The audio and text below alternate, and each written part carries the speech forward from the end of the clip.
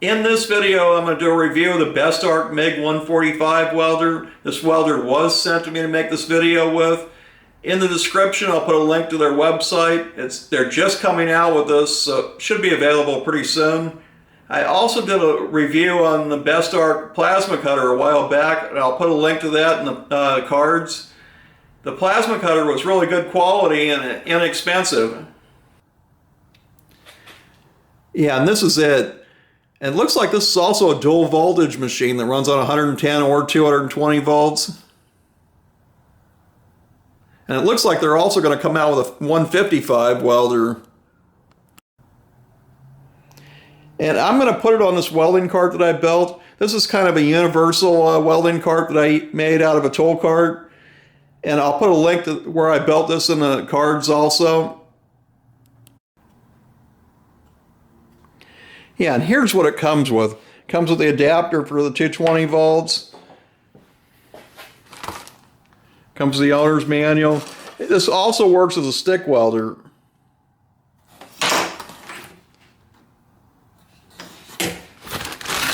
And it comes with the argon CO2 hose. It doesn't come with a regulator. And there's the ground clamp. It comes with a shoulder strap. And it comes with some different tips and a different drive roller. And it comes with two spools of wire. One is the flux core and the other one's a solid. And this welder will only accept those 2-pound spools. You can't put the big ones on here. Yeah, here's the two drive rollers. The one with a V on it has a V groove in it. And up here on this chart, it says the V grooved one can be used for solid core or fluxed core wire. And here's what the different, I figured out what it is. 0.8 millimeters 30 thousandths, 9 is 35, and 1.0 millimeters 40 thousandths wire. Yeah, then you're just going to put whatever size you want facing up. And that's how easy it is to put the drive roller in. Yeah, I'm setting this up for a solid core wire right now. And the gun goes on positive for solid core wire. And the ground goes on the negative side. And this just has these DINS connectors.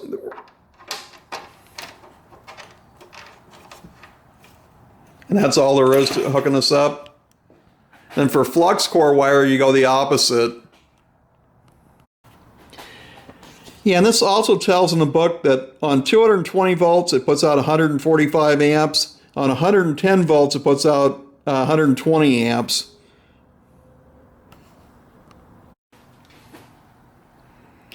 Yeah, and the gun on this is not very long, but the welder is very lightweight where you can pick it up and move it around real easy.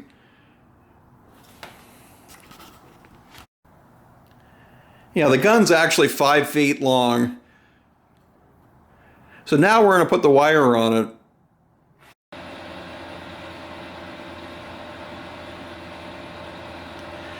So when you put the wire on it, you want the gun to where it's laying out flat here.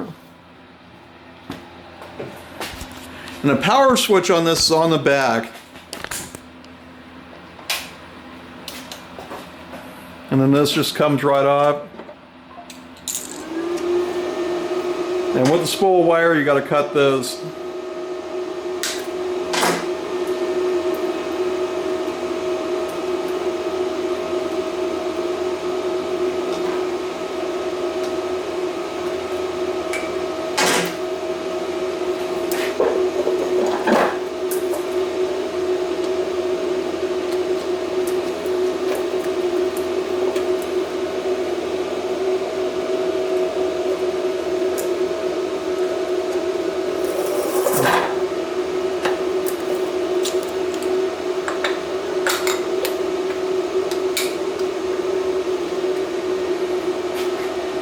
And this welder has this button on it. You put the wire in it, which makes it a lot faster.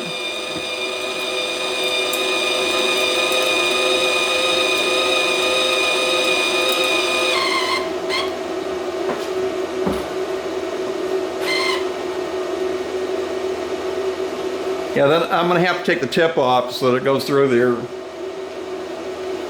And this nozzle here on this type just pulls off.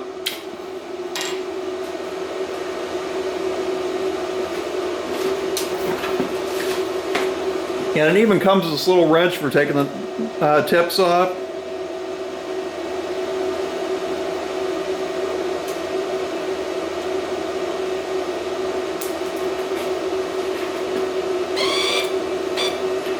And then you just want to make it to where some of the wire goes through there.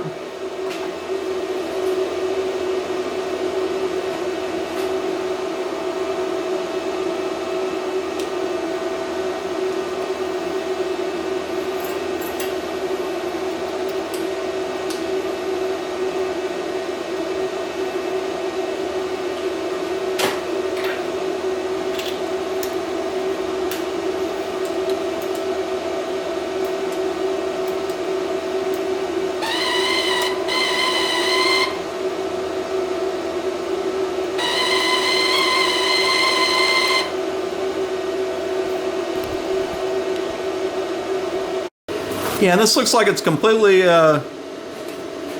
can go 2T and 4T, and you can set it for the flux core wire or the regular wire, and then you go MIG, and it also does TIG if you have the right stuff to do that with, and MMA is stick welding, and it looks like it's already set to the right size wire.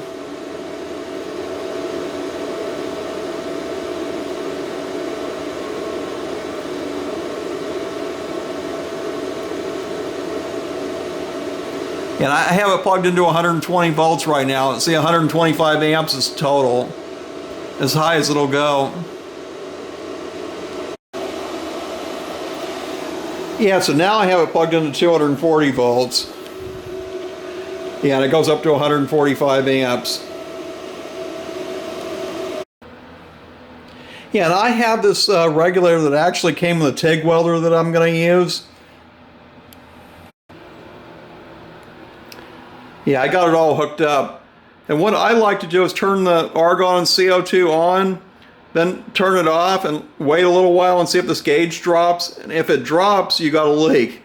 What you can do is spray soapy water on all the connections after that to figure out where the leak's at. And I use the hose that came with this regulator because it uses a different end on the one end. And I've got it set at 20. Yeah, so now I'm ready to try this out. I've got it set at 145 amps. I'm going to try it out on some 1/4 inch thick material.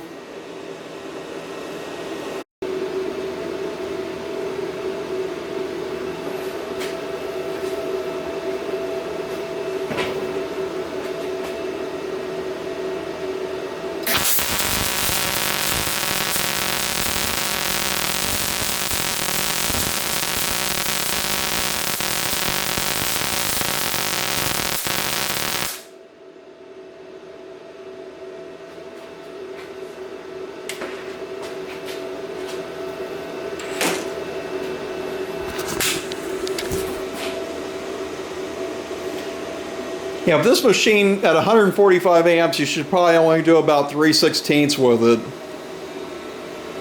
And on 120 volts, I'd probably go maybe 1/8 inch. Yeah, this is some 1/8 inch thick right here.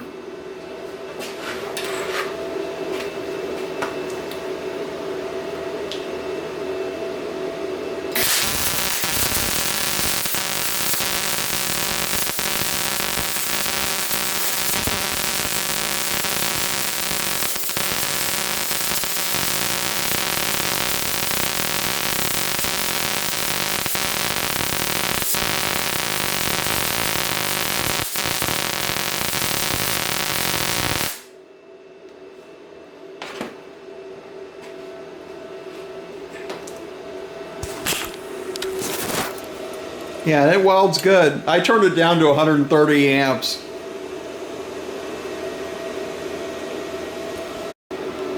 Now I have the machine plugged into 120 volts at 125 amps. Let's see how it welds.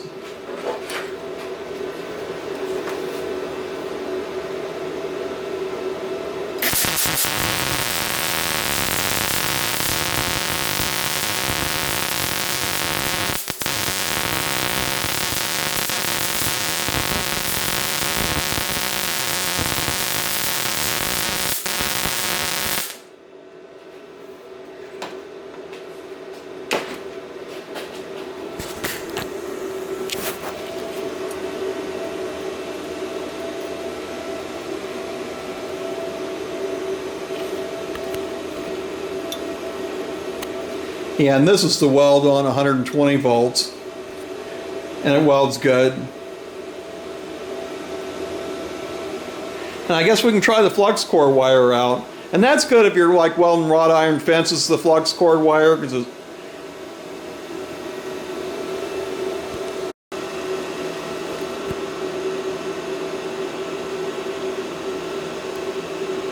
yeah, because if you're using this outside and it's windy outside with the argon and CO2, it blows the shielding gas away. So that's why the flux core wire is better for if you're welding outside when it's windy. Yeah, so now I'm changing the wire to the flux core wire. And what you want to do is just cut that and take it off and open this up. And you're going to pull the wire out of here.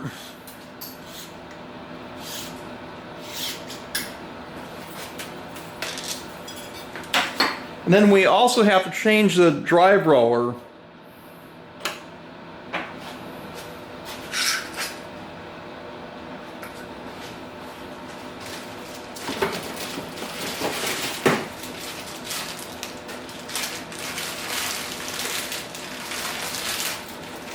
Yeah, because this wire is the 1.0 wire.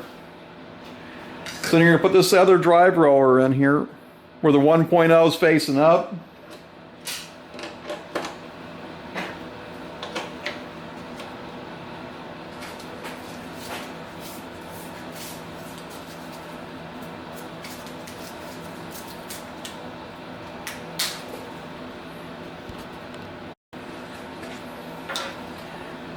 Yeah, and when you cut this, you want to hold this so it doesn't all come off of here.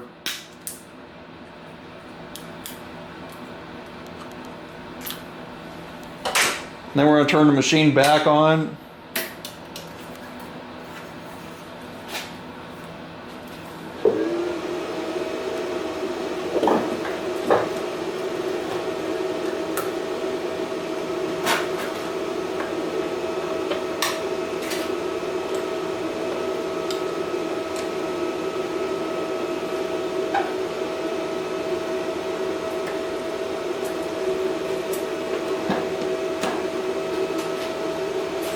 And we also have to change the tip here.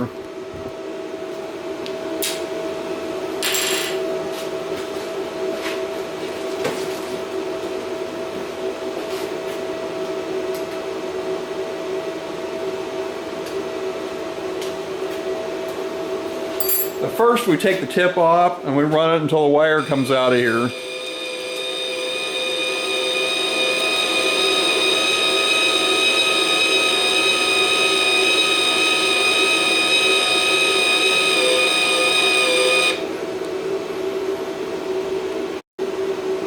So then you find the tip that's the same size wire, which is 1.0 on this wire.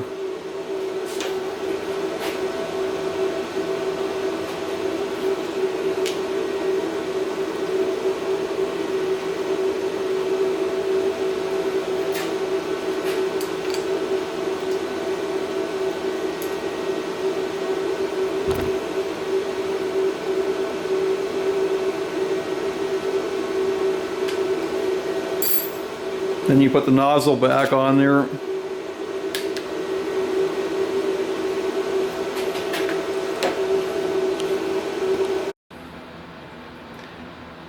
Okay, so when you use flux core wire, there's going to be a lot more splatter and the weld doesn't look as good. But there are some advantages. It works good outside. Also, you can weld a little bit thicker metal with it. So let's try it out.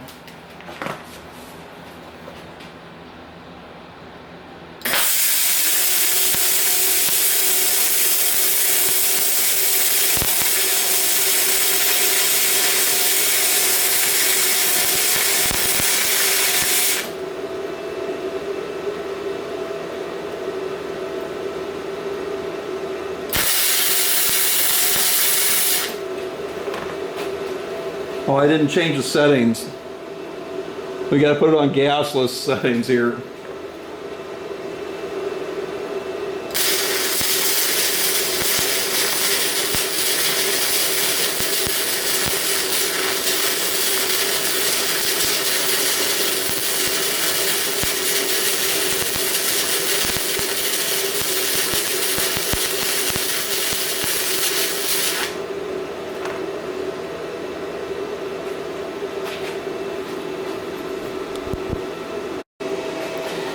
Yeah, I made a mistake when I just showed the flux core wire. I forgot to change the polarity. When you're using flux core wire, you got to make sure the ground is on positive and the gun is on negative. So we're going to try this out again.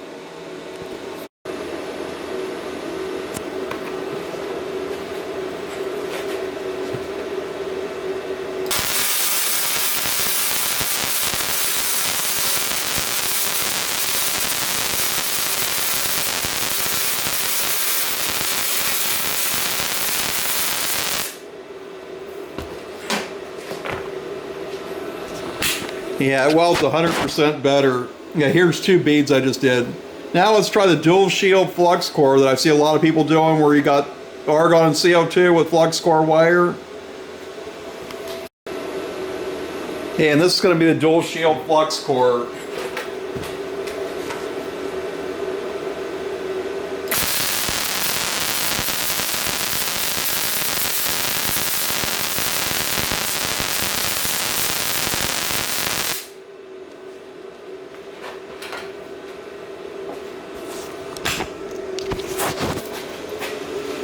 Yeah, and these 3 beads here are the dual shield flux core. It looks a little bit different when you're welding.